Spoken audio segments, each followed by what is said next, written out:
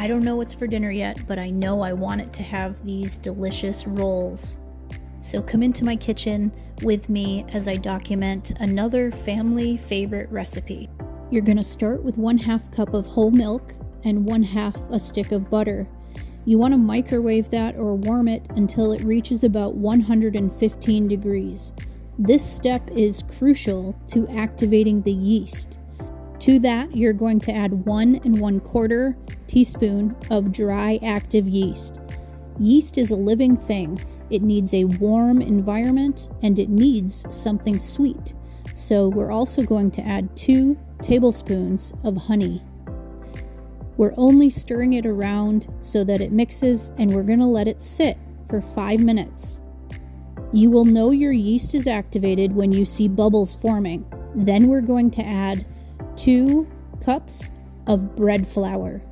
Keep a little extra on the side just in case.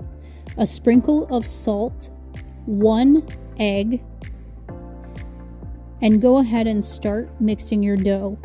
This does take a little while for it to come together, and it is a sticky dough.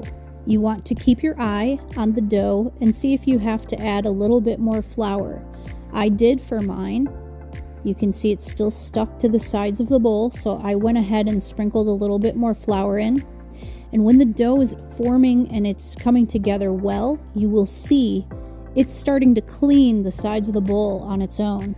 So as it beats it around, it picks up all the dough that's stuck to the sides of the bowl. That's how you know you have a good dough. Total, you want the mixer to knead the dough for about 5 minutes. And when it's done, it will look like this. It is still a very moist, sticky dough. But this is done. So we're going to go ahead and put it in a warm place and cover it with a towel and let it rest until it doubles in size. The reason I can't give you an exact time is because the rise time is dependent on the ambient temperature in your home. Once it has risen and doubled in size, I just lay it out on a floured surface and I kind of pound it but also form it into a circle. I think this is the easiest way to just cut it into pie shapes, and that way you have relatively equal size rolls. So we're going to get 8 rolls out of this, and I went ahead and sprayed my baking dish. And if you watch closely, you can learn how to form the roll shapes. This does take practice, but you want to form a letter C with your hand and roll it and press at the same time. So I'm kind of closing off the back side by pinching it together and then form the letter C in my hand and roll it together.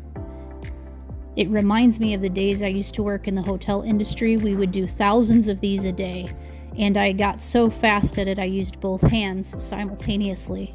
This recipe can be doubled or even tripled if it's a holiday gathering and you need more rolls. But just for family dinner, I'm going to go ahead and do the single batch, which gives me 8. Once you get them all rolled out, we're going to go ahead and cover it and let it rise a second time. Again, we're looking for it to double in size. Mine took about an hour. Then I baked it in a 350 degree oven, and the baking process took about 25 minutes. Once they come out hot from the oven, you want to take a pat of butter and spread it across the top of each roll. This is what gives them that glossy look at the end. My favorite side effect of baking bread is how wonderful it makes my home smell. These rolls remind me a lot of the ones my grandma used to bake. I'm not sure what her recipe was, but they have to be very similar. Just look how fluffy they are inside. Beautiful. I'm so happy to share my recipes with you. I hope that you enjoy spending time in the kitchen. From my kitchen to yours, happy baking.